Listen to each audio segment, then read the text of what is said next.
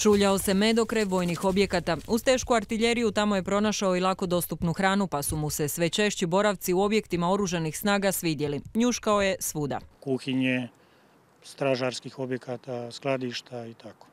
I bilo je bliskih kontakata susreta sa medvjedom. Od svibnja se tako Ministarstvo obrane bori s nekoliko stotina kilograma teškom životinjom. Ništa neobično za Slunj. Na vojnom poligonu registrirana su čak 34 medvjeda. Nerijetko dolaze i do obližnjih kuća. Kod moga kuma ovako mali medvjedić došao. Prevrnuo je kota i pojeo onu masnoću od kotlovine. Sjećaš se i otišao.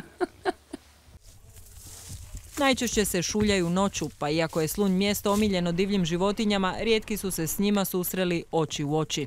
Ja bi prije pala nesvijest nego počela vrištati, ja ne znam. Pošto tako velika životinja, prema meni, prepala bi se.